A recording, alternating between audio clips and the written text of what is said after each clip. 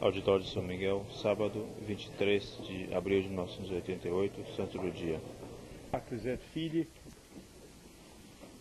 Meus caros, nós estávamos na semana que vem, no sábado passado, expondo episódios da formação da TFP, do grupo, como é que se constituiu, etc, etc.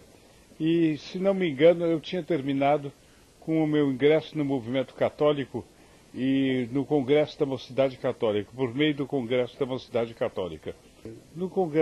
Nesse congresso, eu fiquei impressionado com a pompa e um certo esplendor com que se realizavam as coisas católicas naquele tempo.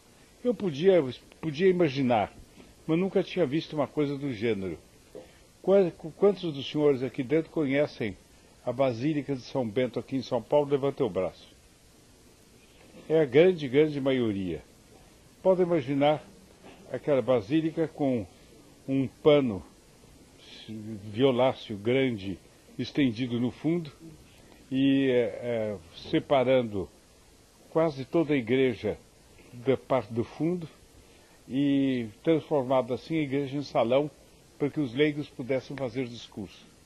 Depois, os senhores devem se lembrar que no fundo da igreja há assim a parte do altar onde se celebra a missa e há como há nos melquitas, há uma espécie de pavilhão sustentado em 4 colunas com teto e que constitui uma espécie de igrejinha dentro da igreja geral, que é o lugar mais adequado para, com mais respeito, com mais veneração, se celebrar o ato mais importante do culto católico, que vem a ser santo sacrifício da missa, que é a renovação incruenta do sacrifício do Calvário. É o maior ato do culto católico, em torno do qual gira todo o culto católico. Bem, depois tem um espaçozinho, depois uns degraus, e desce para a parte térrea do presbitério, e do lado direito, do lado esquerdo, estalas muito bonitas, mandadas fazer provavelmente pelo Liceu de Artes e Ofícios ou por alguma grande carpintaria europeia e mandada vir para o Brasil depois, etc. E depois a imponência, a nobre imponência da Basílica. Estavam ali os 13 ou 15 bispos que havia em São Paulo naquele tempo. Hoje eram uns 50 mais ou menos, mas naquele tempo eram 13 só. E no meio a figura hierática de Dom Duarte Leopoldo de Silva. Era um homem que já tinha uns 60 e poucos anos naquela ocasião, seco, magro, alto, uma atitude assim, imponente, um olhar dominador e gestos muito sóbrios, muito dignos, mas que queriam dizer o que ele queria. É uma figura de primeira ordem, todo vestido com os trajes de bispo, os outros bispos todos com o mesmo traje, sentados em torno dele em semicírculo. Depois, lugares para os padres, que eram nas estalas, padres de várias ordens religiosas, de padres seculares, etc, etc. E depois, o resto, homens. Mas então, na sua grande maioria, jovens, que enchiam completamente a Basílica. E mais ainda, a Basílica tem assim,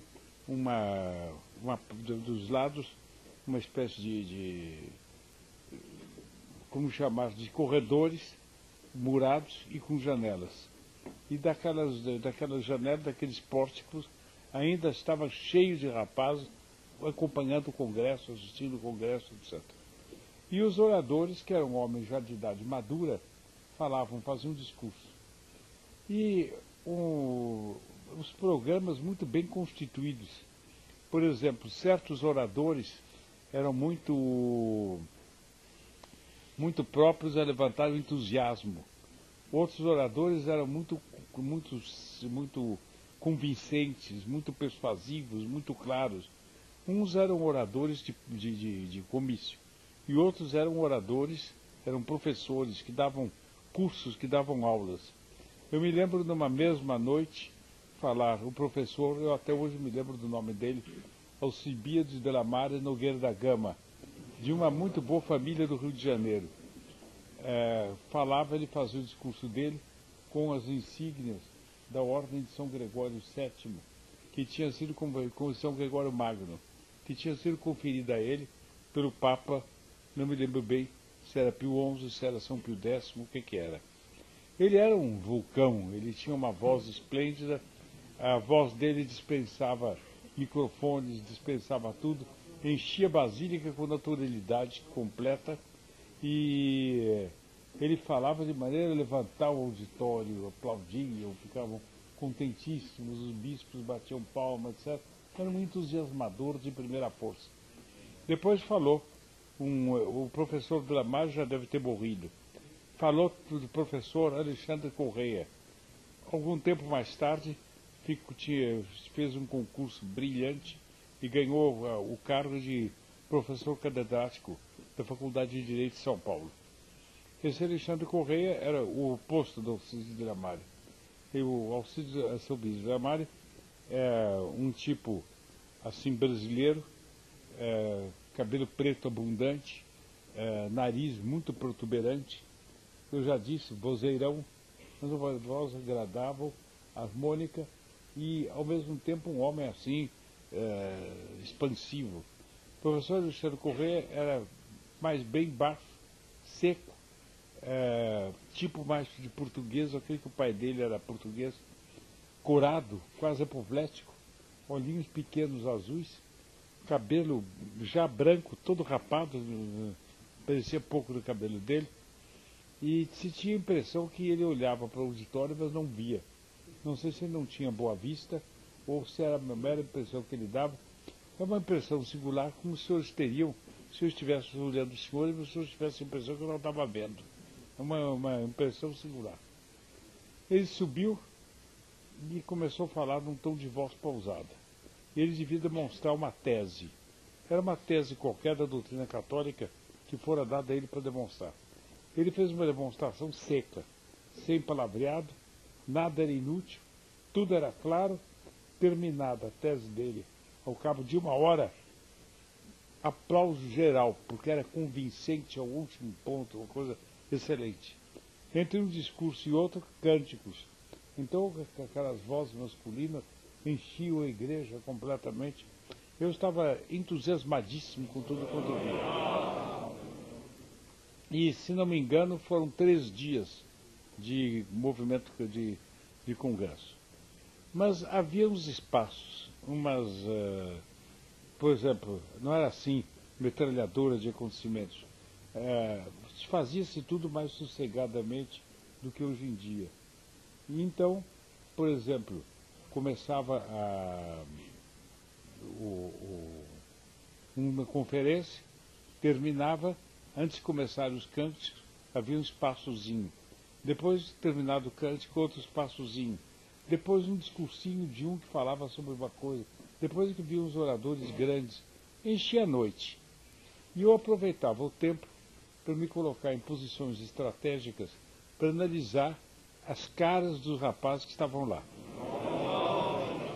Para ver que espécie de esperança se podia depositar naquela gente.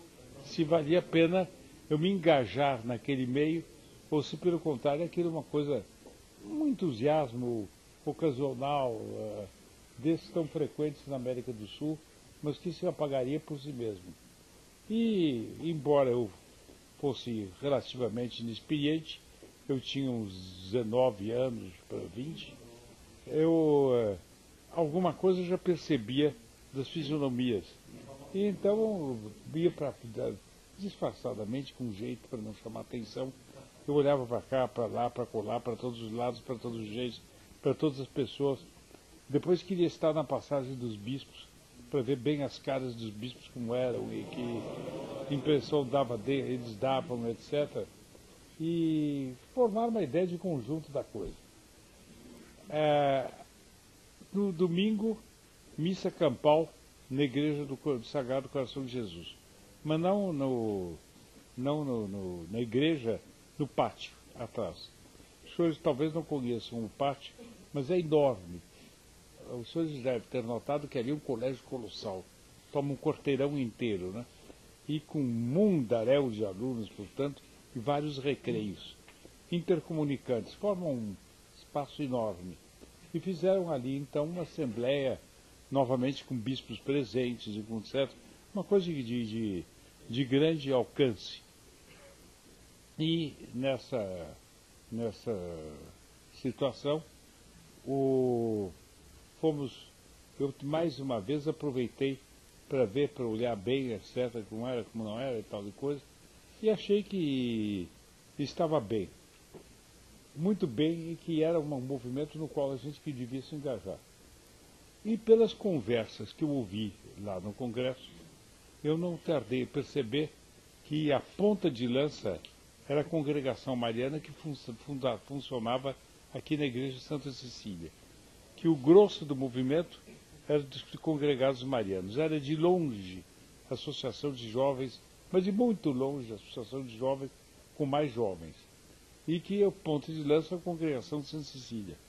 Olha, eu era paroquiano de Santa Cecília, de maneira que com muita naturalidade eu me podia apresentar ali como candidato à congregação mariana. Fui umas 2 ou 3 vezes aos domingos para ver a congregação mariana funcionar. Como era, como não era, e que insígnias tinha, e como era a história, e os cânticos, etc, etc. Estava bem. Eles entravam em fila com a fita azul de congregado mariano, mas não era uma fita assim comprida, que eu não gostava muito, era uma fita curta, um laço. Depois é que mudaram. Um laço com a medalha de Nossa Senhora, bonita medalha, eu creio que era cunhada em Roma, ou enfim, em qualquer lugar da Itália. Os rapazes saíram da sacristia, entravam para a igreja, em fila, ocupavam a fila, começava a missa. Os coroinhas eram sempre congregados marianos.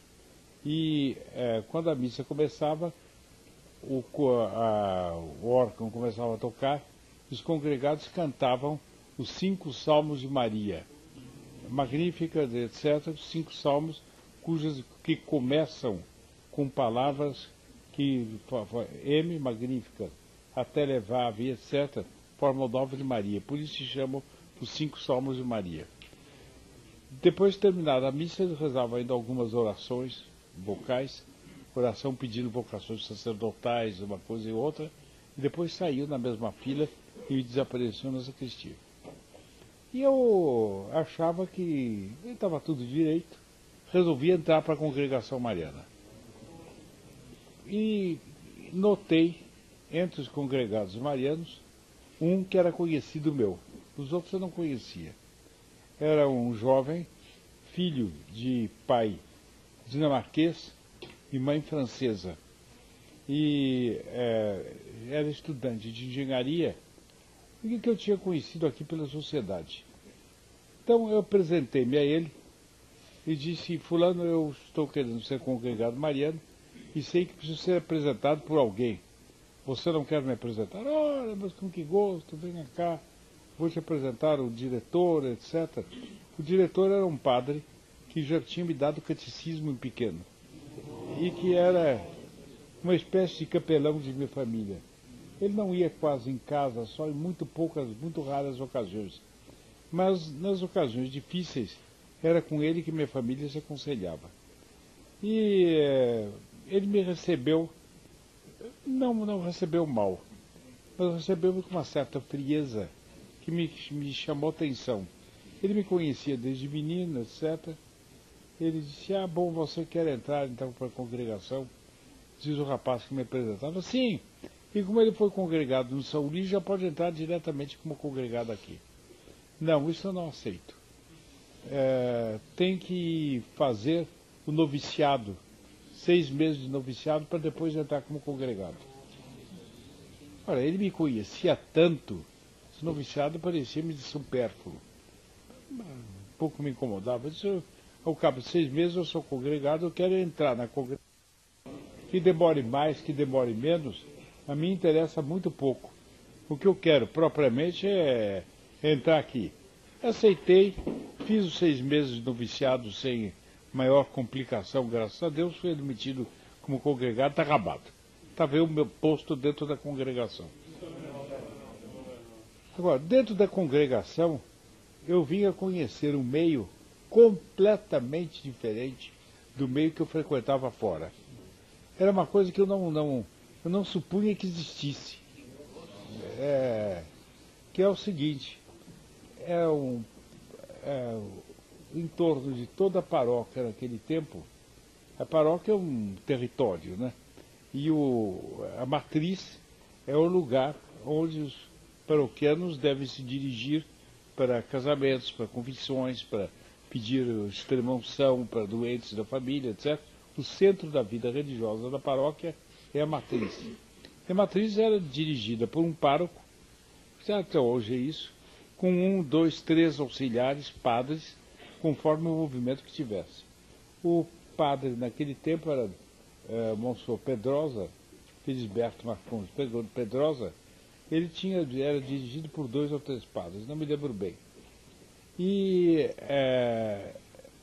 em torno da matriz gravitava um certo número de famílias cujo centro era a matriz, de maneira que essas famílias, os pais, as mães, as filhas, os filhos, eram todos católicos. E eles pertenciam às associações religiosas da paróquia. E eles é que faziam o movimento da paróquia. E a paróquia era uma espécie de centro social para eles. De maneira que toda a família pulsava em torno da paróquia. E, às vezes, essas famílias tinham um ou outro filho padre, que ia então alimentar o número de vocações sacerdotais da diocese. Mas que concebiam os assuntos da causa católica de um modo diferente daquele com que eu entrava para lá. Porque eu entrava com a ideia de fazer a contra-revolução. Eu tinha tido a ideia em pequeno, eu sentia, já contei isso aos senhores, o contraste entre o ambiente muito conservador em que eu fui educado e o ambiente dos meus colegas no Colégio São Luís, muito influenciados pelo cinema e pela transformação de costumes que se seguiu no mundo com o fim da Primeira Guerra Mundial, a queda do tsarismo com o advento do comunismo, a queda da monarquia alemã, da monarquia austro-húngara, portanto, na Europa, uma onda de igualitarismo e de democratização muito grande. Depois, a ascensão do poderio norte-americano, que tinha sido o poderio decisivo na guerra. Se de fato a Inglaterra e a França ganharam a guerra, e ganharam na época em que ganharam, em vez de ganhar muito mais tarde, foi porque os norte-americanos, com um poderio militar colossal, com tropas, com coraçados, com artilharia, com víveres, com tudo, refletindo a riqueza norte-americana, desceram em quantidade na Inglaterra, no litoral francês. Então a balança pendeu contra os impérios centrais a favor do tríplice jogo Rússia, França e Inglaterra. Então a balança pendeu e perderam os alemães e austríacos, perderam a guerra. Bem, mas tudo isso junto fez com que uma onda de liberalização enorme varresse a Europa. E com a liberalização política, a liberalização das ideias, liberalização da doutrina, liberalização dos costumes, a modernização em todos os sentidos da palavra, muito veiculada pelos 4 cantos do universo, por uma potência que nascia e que deveria tomar conta do mundo até que a televisão lhe substituísse, e que era o cinema. Quase todo bairro em São Paulo tinha 2, 3, 4 cinemas. Às vezes cinemas assim, consecutivos, um depois do outro, depois do outro, depois do outro. E muitas famílias iam toda noite ao cinema. Terminado o jantar, iam para o cinema. Havia famílias, os cinemas naquele tempo não eram como de hoje. Tinham frisas e camarotes, como teatrinhos. Havia famílias que tinham compravam, no começo do ano, uma frisa para o ano inteiro. De maneira que qualquer hora que chegassem, não tinha aborrecimento de estar pagando na bilheteria nem nada. Aquela frisa estava tomada, eles chegavam, sentavam e ocupavam. Quando eles não ocupavam, estava paga. Ninguém que ocupava, mas não tinha perigo de eles não encontrarem lugar quando quisessem. Bem, isso dava uma transformação, como eu disse, de costumes, de ideias, uma coisa colossal. E essa transformação, evidentemente, era uma transformação no sentido paganizante. Entraram as danças novas, as modas novas, os moços e as moças, antigamente se tratavam de senhor e senhora, passaram a se tratar de você, toda a revolução que entrava. E a imoralidade com isso. Né? E eu senti tudo isso e rejeitei. E eu entendia muito bem que essa revolução tinha como mira transformar os homens de uma transformação que os deixava ainda muito mais longe da igreja do que estava naquele tempo. Homens, eu digo todo o gênero humano, homens e mulheres, cada vez mais longe da igreja. Então, era muito razoavelmente que eu entendia que contra esse esforço global de todo mundo contra a igreja, deveria corresponder uma reação da igreja contra o mundo. E que, portanto, a preocupação da vida paroquial era de preparar os membros da vida paroquial para a contra-revolução. Quando chego lá, encontro que não é nada disso. Eles não tinham os olhos voltados para o problema, ignoravam o problema. Eles tinham uma noção confusa de que os costumes estavam se paganizando. Mas é uma coisa que lhes parecia tão vasta que não lhes chamava, lhes parecia completamente desproporcionada com o poder deles. A ideia de uma coligação de todas as associações católicas, de toda uma diocese, de todo um país, para lutar contra o adversário, não lhes passava pela cabeça. Simplesmente. Eles tinham o seu mundinho, que era um mundinho muito piedoso, muito limpo moralmente, muito ortodoxo, não tinham ideias heterodoxas, era tudo muito correto. E nesse mundinho, eles viviam olhando para dentro. Então, por exemplo, festa da Imaculada Conceição. Na minha concepção, se tratava, antes de tudo, de louvar e de prestar culto à Imaculada Conceição de Nossa Senhora. Eles pensavam da mesma maneira. Agora, minha ideia é aproveitar a ocasião, a propósito da Imaculada Conceição, falando ao público sobre o que é a Imaculada Conceição, mostrar o valor da pureza. Quer para senhoras, todo mundo admitia isso naquele tempo, uma senhora não fiel ao seu marido, uma moça não virgem, era tida quase como uma meretriz. E aí, está certo? Bem, mas também quanto aos homens. Porque todos os homens frequentavam o caso de tolerância. E não frequentavam os sacramentos. Era raríssimo um homem frequentar os sacramentos. Então, era preciso chamar os homens de novo à prática dos sacramentos. E era preciso, para isso, mostrar qual era o papel da pureza, qual era o valor da pureza, como é que se deve fazer, etc, etc, etc. Era a missão que se tinha. E, no meu entender, a vida paroquial deveria girar em torno disso. Eu pensei, eu devo fazer uma roda de rapazes que tenham interesse pelos mesmos assuntos, com quem a gente converse sobre isso, sem romper com os outros, mantendo boa amizade, boa colaboração com os outros, conversando com os outros um pouco sobre os temas deles, porque é natural, mas depois levantando voo. Desta ideia nasceu o Grupo Futuro, do que nasceu depois da TFP. Quer dizer, eu arranjei esse grupo e tomamos o hábito de todas as noites nos encontrarmos na sede da Congregação Mariana na biblioteca, que era um salão do alto. Terceiro andar de um prédio muito alto. A gente via todo o bairro, não tinha apartamentos ainda, residências baixas de um andar, 2 andares.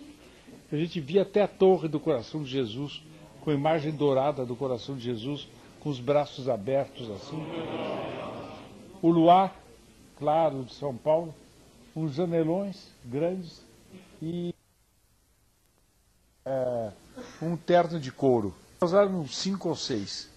E nessa conversa eu fui lentamente preparando a atenção deles, o interesse deles para as grandes encíclicas. O que era Rerum Novarum, o que eram as várias encíclicas sucessivas de que a Santa Sé tinha publicado. Depois, então, os horizontes dessas encíclicas, muito mais vastos. Depois, a ideia da causa católica, a revolução, a contra-revolução, etc.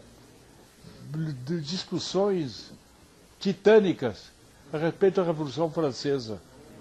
Porque todos os professores de história creem que isso continua absolutamente assim. Elogiavam a Revolução Francesa. Aqueles que tiveram um professor que não elogiasse a Revolução Francesa, levantem o braço. Vários países, vários estados do Brasil, tudo diferente. Não houve um. Bem, eles então entravam para a congregação com ideias todas cheias a favor da Revolução Francesa. Igualdade, liberdade, fraternidade, as ideias revolucionárias. Então, discussões, mas colossais, às vezes aos berros. É preciso notarem que eu, que era o mais velho lá, estava fazendo 20 anos. Os outros tinham menos. E que, portanto, o berro não era tão pouco familiar quando se torna depois, né? E ameaça, eu amanhã não volto, porque isso aqui é um antro de reação. É mesmo, se você não quiser, não volte. Os meus processos naquele tempo eram muito mais transiberianos do que se tornaram depois. Mas havia graças colossais. E eles voltavam sempre. Até que se constituiu a ideia de que era um grupo. Não era era um grupo dentro da congregação de Santa Cecília. Isso não era o culto ao vigário. O vigário sabia, todo mundo via, qualquer um podia entrar e participar da conversa. Se nos perguntasse o que estávamos tratando, nós contaríamos. E ninguém tinha nada que objetar, porque a envergadura dos documentos pontifícios, o panorama que abria é colossal, muito maior do que essa coisinha microscópica. Era uma coisa que, bem, como alguns de nós, como o professor Furquim e outros, também eu, tínhamos uma certa facilidade de falar em público, de discurso, etc., pediam para falarmos nas reuniões da congregação. Nas reuniões nós soltávamos a mesma matéria. Fomos preparando a congregação mariana. E dentro de algum tempo, uns mais, outros menos, a congregação mariana inteira estava rumando na direção que nós desejávamos. Ao mesmo tempo, eu vi que havia um organismo chamado Federação das Congregações Marianas, que se reunia na Cúria. A Cúria é o escritório do bispo, por repartição do bispo. Era um salão grande que havia, com um crucifixo colossal, enorme, colonial, muito bonito, e depois os lugares para uma mesa de conferências e o público. E as congregações marianas mandavam seus representantes a essa reunião, para receber diretrizes gerais, etc. Quando espontaneamente fazia eleição dos cargos da diretoria da congregação, nunca ninguém me elegeu para presidente. Eu não queria ser presidente, porque o presidente tinha tarefas que não eram para o meu gênero, por exemplo. Mas o primeiro cargo abaixo do presidente era vice-presidente. Depois vinha esse, representante da congregação na Federação Mariana. Faz um escrutínio de eleição, representante Plínio Corrêa de Oliveira. Está bom, Antigamente se dizia estatalho de foice, expressão portuguesa que eu acho que ninguém aqui jamais ouviu, né? Quer dizer, está a foice é para colher, não é? Está para ser talhado pela foice. Quer dizer, está para ser colhido o fruto, né? Aceitei, fui lá. E comecei a tomar o hábito de levantar para fazer um pequeno discurso, expondo uma coisa, dizendo outra coisa.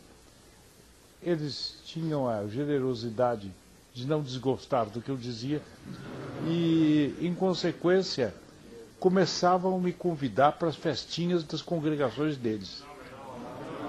E eu aceitava. E em pouco tempo eu estava sendo convidado para conferencista em quase todas as paróquias de São Paulo.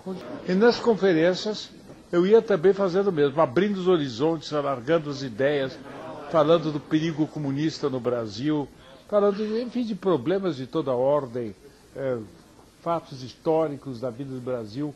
Por exemplo, a Guerra dos Holandeses. Os senhores sabem, os não brasileiros talvez não saibam. Quero crer que os brasileiros sabem que o Brasil, no tempo colonial, sofreu uma invasão holandesa.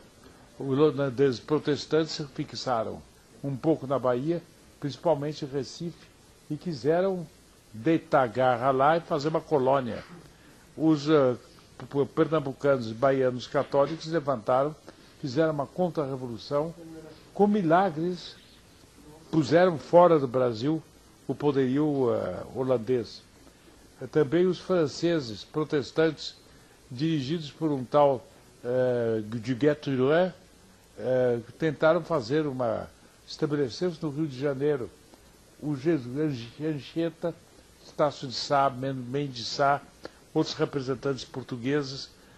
Havia poucos brasileiros no começo, portugueses ou filhos portugueses nascidos aqui. Bem, com bombardas, etc. E Anchieta, jesuíta, hoje bem-aventurado, ajudando a dirigir o combate. Hein? Puseram fora os protestantes. No Maranhão foram franceses também, mas esses eram católicos, a tal ponto que a cidade de São Luís do Maranhão foi mencionada, foi designada, recebeu o nome de São Luís por causa deles. Mas não era a coroa de Portugal. E nós queríamos preservar a unidade do Brasil. Naquele tempo se pensava em Portugal, a unidade da coroa portuguesa. Pusemos fora os franceses também. E essas coisas todas se prestavam a datas, a inaugurações, a festividades, etc, etc. E eu contava todas essas coisas e animava.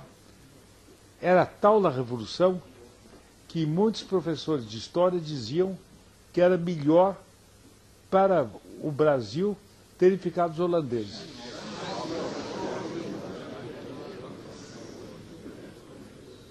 Como o Rio de Janeiro era naquele tempo a capital do país, eles não ousavam dizer que era melhor que o Rio de Janeiro tivesse ficado com os franceses. Mas, no fundo, as ideias corriam por aí. Religião não lhes interessava nada.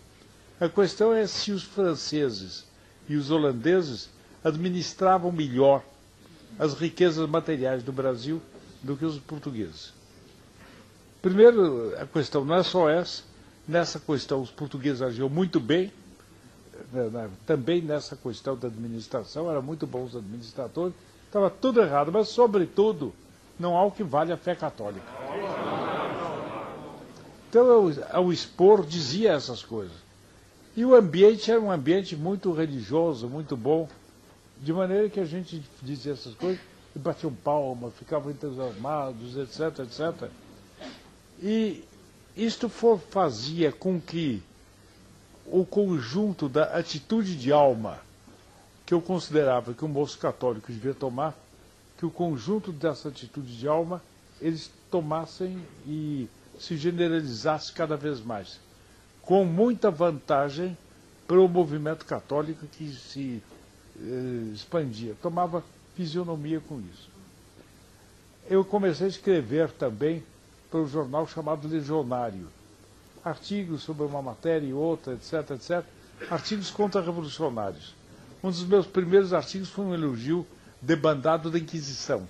Todos os católicos meio liberais eram contra a Inquisição. Eu não preciso dizer aos senhores que era grande admirador da Inquisição. Os senhores estão fartos de saber isso. Então eu escrevi artigos bem documentadinhos, com livros que eu arranjava, etc., que provavam que o católico tem que ser a favor da Inquisição. Então não tinha o que dizer. Saía o artigo e a roda ia girando do outro lado, ia se fazendo a contra-revolução. Um dia o Dom Pedrosa disse a este companheiro que me introduzira na congregação e que escrevia muito para o Legionário também, um certo estudante engenheirando, chamado Sven Koch, nome dinamarquês. Para nós é pouco habitual, mas é o nome comum na Dinamarca, Sven Koch, e a mim que ele achava que era conveniente que nós conhecêssemos os líderes católicos leigos do país. E que me convidava, portanto, ia ao Sven Koch para irmos ao Rio de Janeiro com ele para conhecermos o grande líder católico do Brasil, um escritor, já um homem feito, de uns 30 e muitos anos, e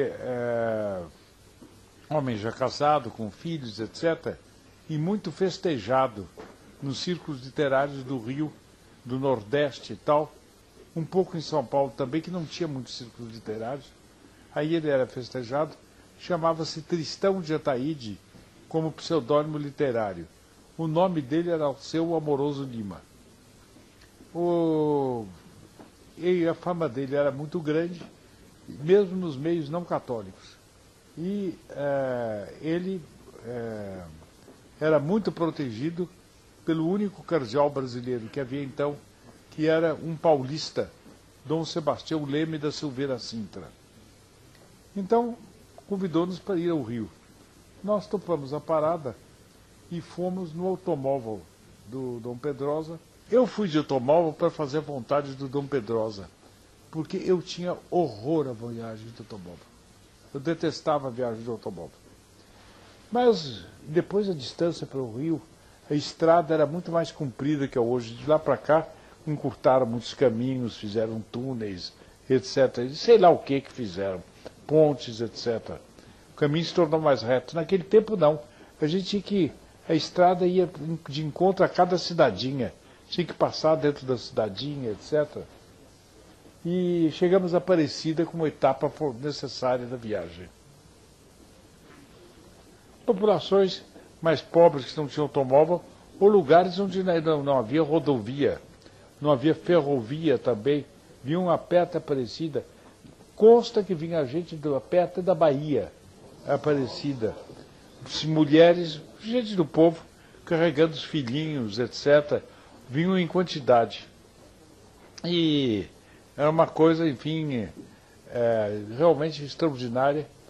E eu cheguei e não tinha basílica nova, graças a Deus, só tinha basílica velha, repleta, repleta, repleta em todos os dias do ano, com casas, vendendo objetos religiosos, etc. Uma casa de milagres, onde se fixavam as curas, fotografias, etc. Tínhamos chegado tarde e não tínhamos aonde dormir. O hotel estava cheio, então o padre Pedrosa, o monsenhor Pedrosa, bateu na porta do convento. Um convento grande de redentoristas que há na própria praça da Aparecida. Parecia um irmão velho alemão, mas muito amável, muito gentil. O que querem? Ele disse: eu sou fulano de tal, estou aqui com 2 rapazes, estamos viajando ao Rio de Janeiro para um assunto de interesse do movimento das congregações marianas, e no hotel não há lugar para nos hospedarmos. Queríamos saber se podíamos nos hospedar aqui. Ele dizia, para qualquer coisa, ele dizia, ele dizia, e num acento fortemente alemão dizia: vou consultar o superior. Mas nos fez entrar. Daí a pouco avançou: o padre superior manda convidar para... deitamos e eu dormi pela primeira vez num convento na minha vida. Eu dormi nas nuvens. convento lugar santo, onde moravam homens santos. Aquele era um convento fundado por Santo Afonso de Ligório, de que eu nunca tinha ouvido falar, o grande moralista do século XVIII, doutor da igreja, Santo Afonso de Ligório. Na porta, em cima da bandeira da porta de entrada, tinha um vitral representando Santo Afonso de Ligório. Então, no convento, eu me sentia dormindo nos braços da igreja. Logo em frente à basílica, e o velho relógio da basílica, de meia em meia hora, dava horas. Com um sinozinho simpático, velho assim, voz de vovozinha, uma pá, pá, de uma voz rachada, virtuosa, materna e agradável de ouvir. Eu me sentia nas nuvens. De manhã, o Monsenhor Pedrosa foi celebrar na Basílica, nós comungamos, seu Benedito não comungou. Nós comungamos e voltamos para o convento, porque ele disse, deve haver café de manhã no convento. Aqueles hotéis me davam uma impressão horrorosa, eu tinha pavor daqueles hotéis. E havia um café da manhã muito gênero Toit, quer dizer, café, manteiga, pães feitos no próprio convento, vários pães, uma coisa que eu sempre gostei enormemente, vários pães. Sempre fui entusiasta de pães. Manteiga feita no convento, bem boa, e meio heterogêneo, mas eu ingeri tudo. Cerveja fabricada no convento também. Bem, depois, nova visita à Basílica, novas orações à Nossa Senhora, embarcar para o Rio de Janeiro. Uma coisa interminável, eu estava que não me aguentava mais. Afinal, chegamos ao Rio, mas o Dom Pedrosa, o Monsenhor Pedrosa, era um homem que tinha certa largueza de horizontes, hospedou-se num dos melhores hotéis do Rio. Conforto, limpeza, cama macia, espaço. Bem, e ele continuamente, almoçamos e jantamos com ele continuamente, eu não sei se ele percebia o meu pendor pela boa gastronomia ou se ele gostava também da boa gastronomia.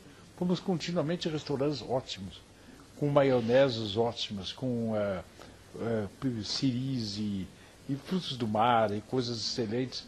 E cada um pagava a sua despesa. Me deixava à vontade para comer, de rachar. E era o meu gosto muito, muito bem amado. Bem, afinal, ele nos levou ao escritório do Tristão de Ataíde. Era uma direção de uma fábrica de tecidos funcionando em Petrópolis. Entramos e tivemos... Ele estava nos esperando. Atrás de uma escrivaninha alta assim, tinha umas escrivaninhas antigas, que tinham a mesa e depois várias gavetas em cima assim. Atrás daquilo levantou-se ele em manga de camisa. Também estranhei. Mas um homem muito fino, muito cortês. Era visível que ele era um homem muito educado, muito inteligente.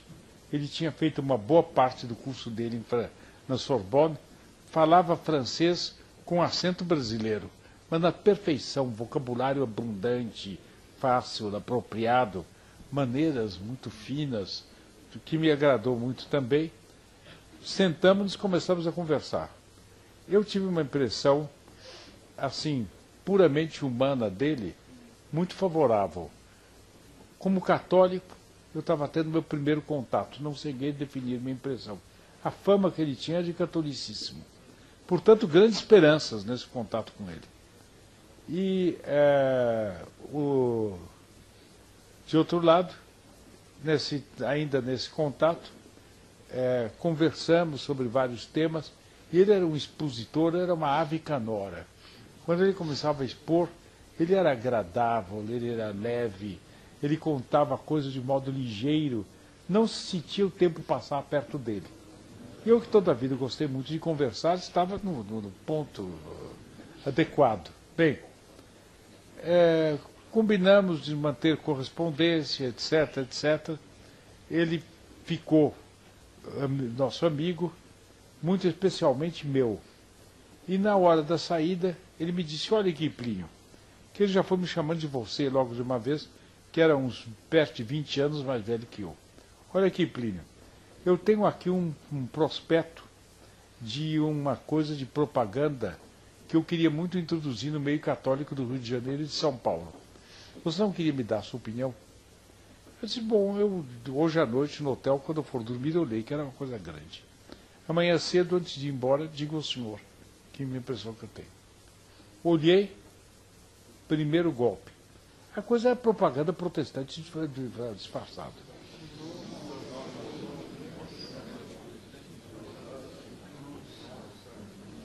Bem, estranhei. E no dia seguinte, eu levei aquilo para ele e disse, doutor Alceu, eu estive lendo o papel que o senhor me pediu, eu não li todo porque é enorme, mas eu notei que em tais e tais pontos, o que é propaganda protestante disfarçada. Com certeza o senhor não se interessa nem um pouco por isso. Eu deixo aqui no seu escritório esse papel. Ele disse, não. Você leu inteiro? Eu disse, não, eu li uma parte, mas já deu para ver o que é. Não, na viagem leia o resto, e se você mudar de opinião, você manda me dizer.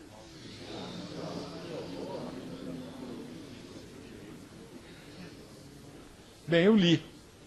E apontei outros pontos de propaganda protestante para ele. Escrevi uma primeira carta a ele, que ele pouco depois me respondeu. Respondeu muito amavelmente, e ele era um muito bom correspondente, muito pontual, ele tratava das coisas que a gente tratava, etc, etc. E dizendo-me que não, que então não tenha dúvida nenhuma, que a coisa estava rechaçada, etc e tal. Bem, afinal, está isso. Começou então uma correspondência entre ele e eu, regular. Era raro mesmo que nós nos escrevíamos 3 ou 4 cartas. Isso continuou do ano de 1930, 31, até o ano de 1900, do ano da ação católica, do Indefesa. Em que ano saiu Indefesa? Em 43. Uma larga extensão de tempo. Ele esteve várias vezes em São Paulo. Eu convidei para minha casa para almoçar, para jantar. Também eu, estando no Rio de Janeiro, ele me convidava infalivelmente para almoçar ou para jantar em casa dele. A senhora dele, muito simpática, Dona Maria Tereza, muito fina, muito agradável. Verificou-se que ele tinha relações com parentes meus em São Paulo. Assim, esses relacionamentos naturais que se fazem. E as relações se estreitaram muito. Os filhos dele eram muito pequenos ainda, não entravam em linha de conta. Bem, e ele veio fazer várias conferências em São Paulo, por iniciativa minha, uma no Teatro Municipal, encheu inteiramente o Teatro Municipal, quer dizer, como as coisas iam como não podiam ir melhor. Mas eu conheci, e depois eu fiz várias viagens ao Rio também, ou para fazer conferências, ou para estar com ele. De maneira que era um contato contínuo.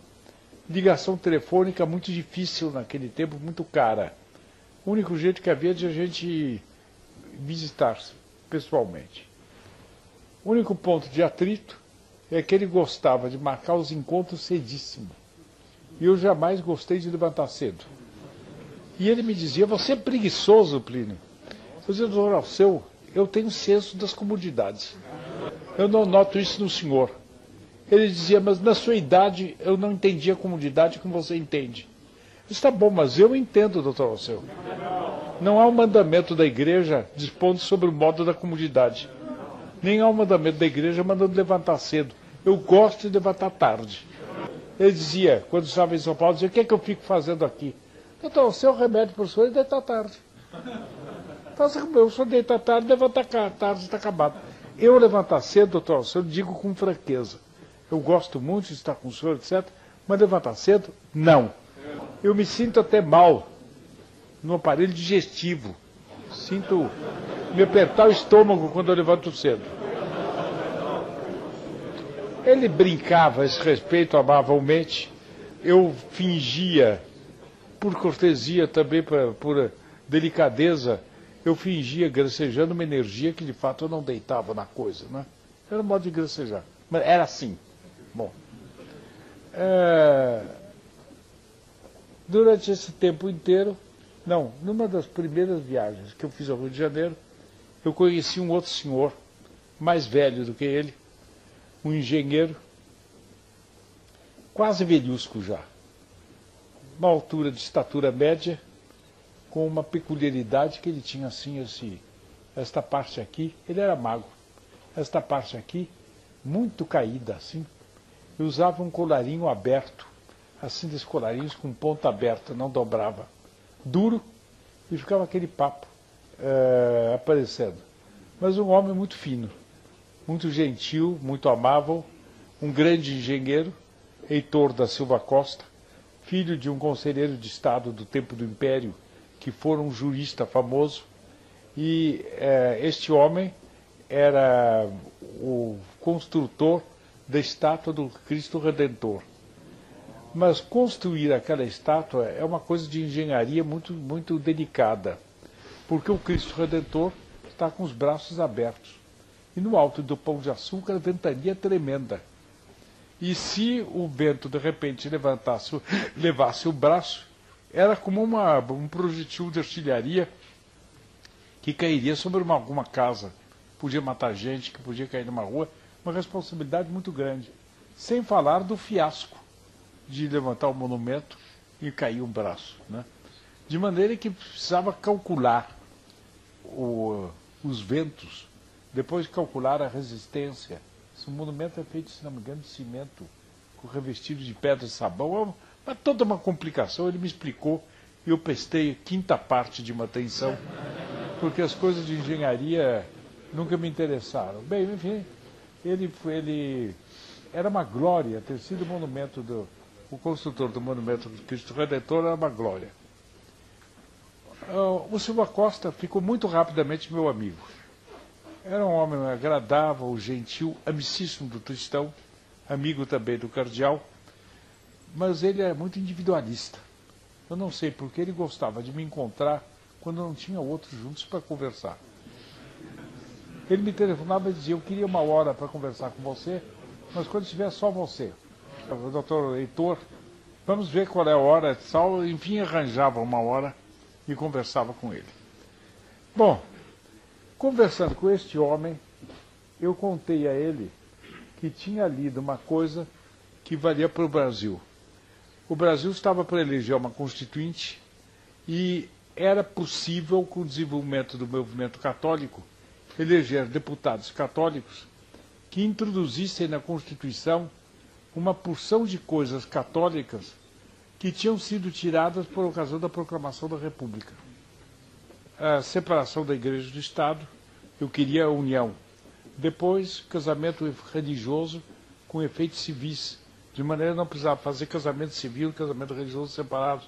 O ensino religioso nas escolas, capelães nas penitenciárias, nas forças armadas, etc.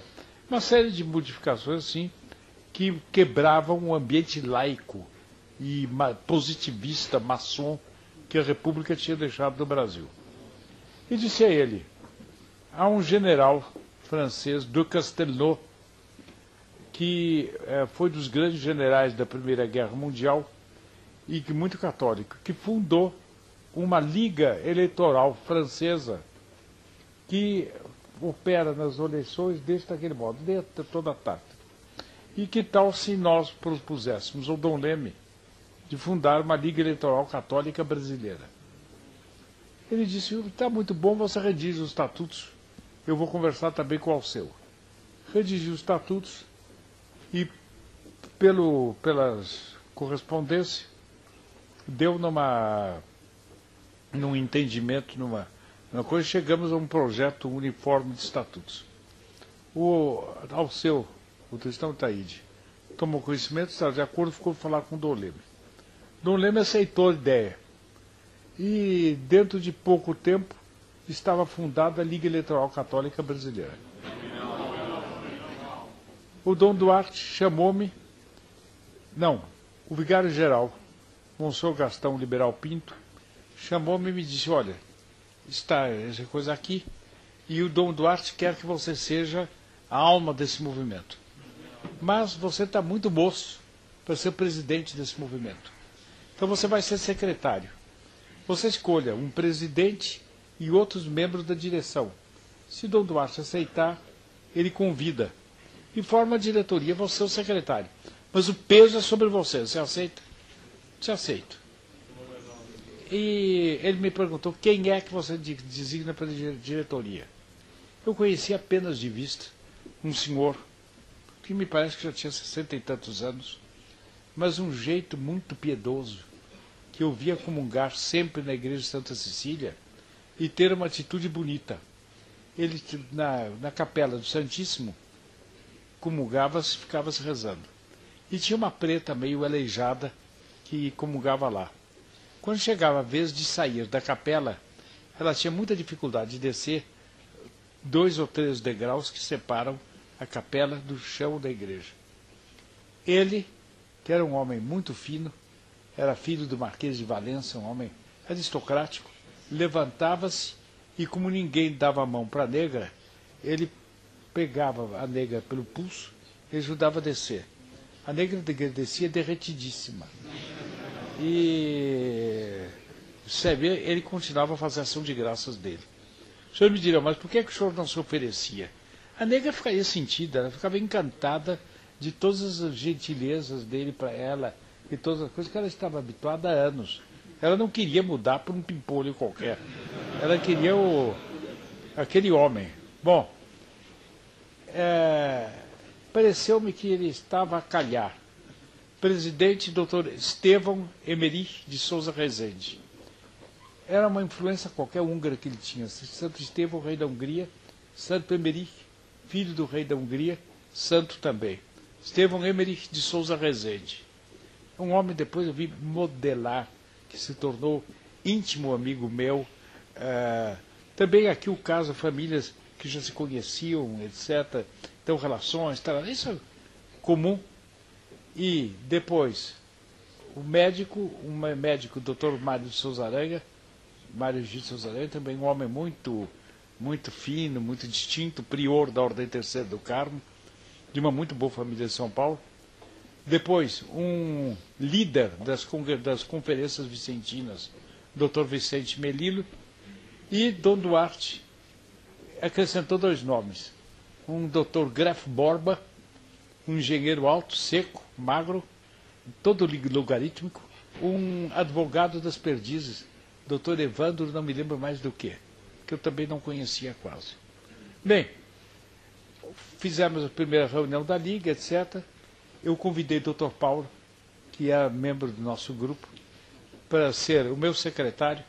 Foi um secretário eficientíssimo, trabalhava de rachar em um fórum, fez o alistamento eleitoral de milhares de eleitores, foi extraordinário. E eu, com um prédio em salas da Cúria, que tinha uma pré-história que eu, quando for estudante, fora funcionário público numa repartição que trabalhava naquelas mesmas salas. Era uma coisa engraçada. Bem, enfim, revi as salas sem saudades e sem pressa. Trabalhamos lá e chegamos. Um dia, o Monsenhor Gastão Pinto me disse, o vigário-geral, chegou a vez de designar os candidatos da Liga. E pediram os partidos políticos para a Liga designar 4 candidatos. Dom Duarte quer que você aponte 3. Eu designei o Dr. Melilo, de mais 2 outros, entreguei o nome. Quem era o 4º candidato? Não perguntei. Um dia veio recado do Dom Duarte. Há uma comunicação do Dom Duarte, a Liga deve pronunciar-se sobre os candidatos que ele, Dom Duarte, indica. Isso o presidente, Dr. Estevão, comunicou. Ele, pois não. Ele disse, bem, são esses assim, eram pessoas alheias ao movimento católico. Não sei por que ele pôs. Bem, e o doutor Plínio. E diz o doutor Estevão, os senhores vão agora deliberar sobre o caso. Eu disse, bom, nesse caso, eu peço licença, mas eu não vou assistir à reunião, porque eu quero que os senhores deliberem a meu respeito inteiramente à vontade. Eu vou ficar no corredor, esperando, os senhores me avisam, eu mando servir um cafezinho aos senhores enquanto os senhores deliberam. E fiquei no corredor, rezando meu rosário, que estava atrasado, e pedindo a Nossa Senhora que aprovasse a minha candidatura. Eles levaram muito mais tempo do que eu supunha. Depois, o doutor Estevão veio muito amável, Plínio, todo mundo me tratava de Plínio, eu era novo, né? Plínio, entra aqui. Eu entrei, ele disse, bem, nós todos aprovamos a indicação de Dom Duarte pelo seu nome, você é candidato. Vai agradecer o Dom Duarte. Ah, pois não tem dúvida. Eu fiz o modo mais calmo do mundo, mais despretensioso. Cheguei em casa, avisei só a mamãe. Mamãe, para tudo quanto pudesse ser lisonjeiro para ela, era de uma reserva extrema. E ela tinha muito medo que eu desse para Megalice. Ela recebeu aquilo, sei, tá bom, tá bem, tá acabado. 1h35, acabou o negócio.